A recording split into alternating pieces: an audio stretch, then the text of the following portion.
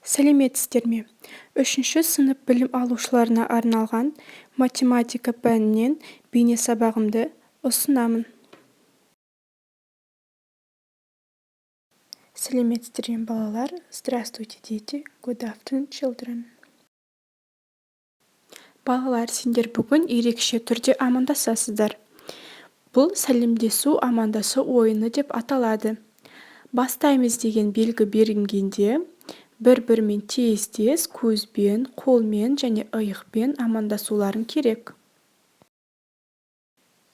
Жарайсыңдар балалар, енді сабағымызды бастаймыз.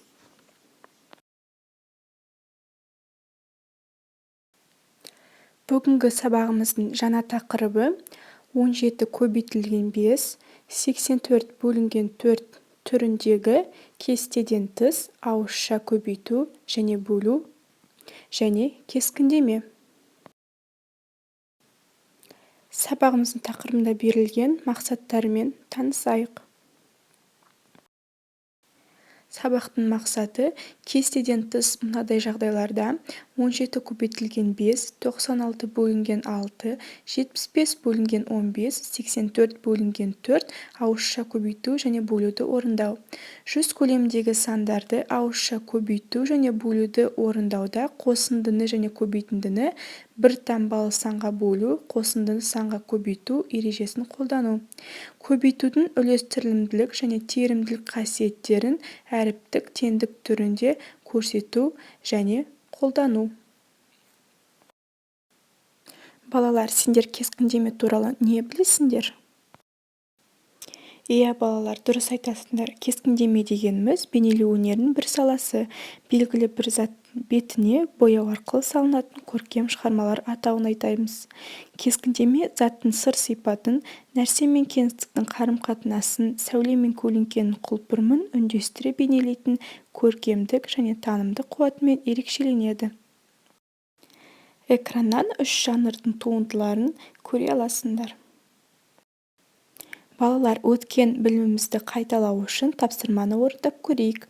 Әр суретте берілген өрнектердің мәнін тауып, картинаның қандай бояумен салынғанын анықта.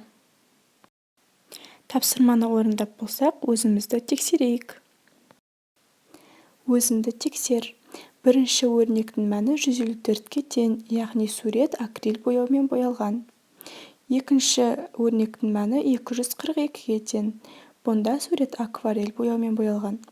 Үшінші өрнектің мәні 462-ге тең. Бұнда темпера бояумен боялған. Төртінші өрнектің мәні 385-ге тең. Бұнда сурет балалар гуашьпен боялған. Ал соңғы өрнектің мәні 253-ге тең. Бұнда сурет майлы бояумен боялған. Жауаптарын сәйкес келді ме? Жарайсыңдар. Қазір балалар біз 2 таңбалы, 3 таңбалы, 1 таңбалы санға көбейту және бөлуді оңай тәсілмен шығаруды үйренеміз. Бірінші мысалға назарымызды аударамыз. Бұнда 2 таңбалы санды 1 таңбалы санға көбейту берілген. Бұнда 17 сан бірінші жақшаның ішіне қосынды түрінде жазамыз. Яғни 10 қосылған 7 деп жақшаның ішіне жазамыз. Сыртына көбейту 5 деп жазамыз. Тең болады. Енді жақшаның ішіндегі қосындылардың әрқайсысын 5 санына көбейтеміз. Яғни бірінші 10 көбейтілген 5-ке ортасына қосу қоямыз, және екінші қосылғыш 7 көбейтілген 5 енді тең болады. Осыны есептейміз. Яғни 10 көбейтілген 5 теңеледі 50 болады. Ортасында қосу қоямыз, енді 7 көбейтілген 5 35 болады. Енді осы қосылғыштарды қосамыз. Яғни 50 қосылған 35 тең болады 85 шығады. Сонымен 17 көбейтілген 5 85 шығады екен. Енді балалар екінші мысалға назар аударамыз. 84 санын жақшаның ішіне қосынды түрінде жазамыз. Жақшаның ішіне 84 қосылған 4 деп жазамыз. Сыртына бөлу 4 деп жазамыз. Тең болады. Енді жақшаның ішіндегі қосындылардың әрқайсысын 4 санына бөлеміз. Яғни бірінші 84 бөлеміз 4-ке, ортасына қосу қоямыз, және екінші қосылғыш 4 бөлінген 4-ке. Енді есептейміз. Яғни 80 бөлінген 4 тең болады 20-ға, ал 4 бөлінген 4 теңеледі 1-ге. Енді осы қосылғыштарды қосамыз. Яғни 20 қосылған 1 тең болады 21. Сонымен балалар 84 бөлінген 4 теңеледі 21-ге. Үшінші мысалда балалар бізге 3 таңбалы сан берілген. Бұнда жүздік, ондық, бірлік беріліп тұр, яғни 963. Осы 3 таңбалы санды 3-ке бөлеміз. Соның әрқайсысын тағы да 3-ке бөліп шығамыз. Жүздікті бөлек, ондықты бөлек, бірлікті бөлек бөлеміз. Яғни 900 қосылған 60, қосылған 3 бөлінген 3. Енді 900-ді 3-ке бөлеміз, теңеледі 300-ге. 60-ты 3-ке бөлсек, тең болады 20, 3-ті 3-ке бөлсек, тең болады 1. Шыққан мәндерін қосамыз, қосылғыштардың мәні 321-ге тең болады. Сонымен балалар 963-ті 3-ке бөлсек, теңеледі 321-ге. Балалар, сендерге түсінікті ме? Жарайсыңдар балалар, енді сендер оңай тәсілмен шығаруды білесіңдер. Енді балалар, мен түсіндірген мысал бойынша берілген тапсырманы орындаймыз. Енді өзімізді тексерейік. Екінші А тапсырмасын тексерейік. 17 көбейтілген 3 теңеледі 51-ге. 4 көбейтілген 19 теңеледі 76-ға. 4 көбейтілген 14 теңеледі 56-ға. 930 бөлінген 3 теңеледі 310-ға. 300 бөлінген 20 теңеледі 15-ке. 600 бөлінген 5 теңеледі 120-ға. Барлығы дұрыс па балалар? Жарайсыңдар. Енді екінші Ә тапсырмасын тексеріп көрейік. 680 бөлінген 2 теңеледі 340-қа. 480 бөлінген 40-қа теңеледі 12-ке. 13 көбейтілген 5 теңеледі 65-ке. 240 бөлінген 4 теңеледі 60-қа. 500 бөлінген 20 теңеледі 25-ке. 900 бөлінген 2 теңеледі 450-ге. Барлығын дұрыс орындадыңыздар ма балалар? Жарайсыңдар, өте жақсы. Жақсы. Үшінші тапсырмаға назар аудар. Амалдарын орындау ретін анықта және де есепте. Жақсы, енді өзімізді тексерейік. Бірінші амалымызды тексерейік. Бірінші амал міндетті түрде бізде бөлу орындалады балалар. Яғни бірінші амалда бірінші 450-ді 5-ке бөліп аламыз. Бұл бізде бірінші бөлінгіш, және де екінші бөлінгіш 720-ны бөлеміз 90-ға.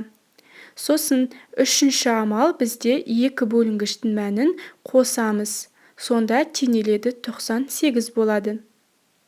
Екінші амалға назар аударамыз.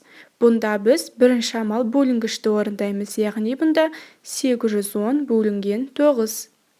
Екінші амал шыққан мәнін 580-нен аламыз. Және де үшінші амал жаңағы мәнін 210-ды қосамыз. Теңеледі 700 болады. Үшінші амалға назар аударамыз. Бұнда біз бірінші амал бөлуді орындаймыз. Яғни 240 бөлінген 80. Екінші амал азайту орындаймыз. 480-нен мәнін аламыз. Үшінші амал, яғни шыққан мәнін қосамыз. Теңеледі 93-ге. Келесі амал орындаймыз. Төртінші амал тексереміз. Бірінші біз орындайтынымыз көбейтуді орындаймыз. Яғни 12-ні 3-ке көбейтеміз. Екінші амал 60-ті 4-ке бөлеміз. Яғни бөлуді орындаймыз. Және де үшінші амал шыққан мәнін қосамыз. Теңеледі 51-ге. Жақсы, енді келесі тапсырмаға назар аударамыз. Төртінші тапсырма берілген сандардың көршілерін жаз. Мысалы, бірінші сан бізге 301 сан берілген. Оның алдындағы көршісі 300, кейінгі көршісі 302 болады. Тексерейік. 301 сан көршілері 300 және 302. 607 сан көршілері алдыңғы көршісі 606 және 608. 806 сан көршілері 805 және 807. Ал 470 сан көршілері 469 және 471. Жақсы, келесі тапсырма түсіндіре отырып есептеңдер. Түсіндіре отырып есептей алдың ба? Жақсы, онда дұрыс бұрыстығын өзімізді тексеріп көрейік. 304 көбейтілген 2-ге теңеледі 608-ге. 102 көбейтілген 5 теңеледі 510-ға. 204 көбейтілген 4 теңеледі 816-ға. 102 көбейтілген 2 теңеледі 204-ге. Енді бөлінгіштер. 604 бөлінген 2 теңеледі 302-ге. 505 бөлінген 5 теңеледі 101-ге. 804 бөлінген 4 теңеледі 201-ге. 802 бөлінген 2 теңеледі 401-ге. Барлығын дұрыс орындай алдым ба? Жақсы, жарайсыңдар. Сонымен сабағымыздың соңына да жеттік. Өзін-өзі бағалау парағы арқылы өзіңнің жұмысыңды бағала. Кестеден тыс мынадай жағдайларда 17 көбейтілген 5, 96 бөлінген 6, 75 бөлінген 15, 84 бөлінген 4 ауызша көбейту және бөлуді орындай аламын. 100 көлеміндегі сандарды ауызша көбейту және бөлуді орындауда қосындыны және көбейтіндіні бір таңбалы санға бөлу, қосындыны санға көбейту ережесін қолдана аламын. Көбейтудің үлестірімділік және терімділік қасиеттерін әріптік теңдік түрінде көрсетіп және қолдана аламын. Енді сен кестеден тыс есептерді шығара аласың. Мен сенің жақсы жетістікке жеткендеріне сенімдімін. Егер сен біліміне сенімді болмасаң, онда бос орынға плюс қоясыз. Қолымнан келеді десең, бос плюс қоясыз. Және басқаларға түсіндіре аламын десеңіз, онда бос клеткаға плюс қоясыз. Осымен сабағымыз аяқталды. Назарларыңызға рахмет. Келесі кездескенше.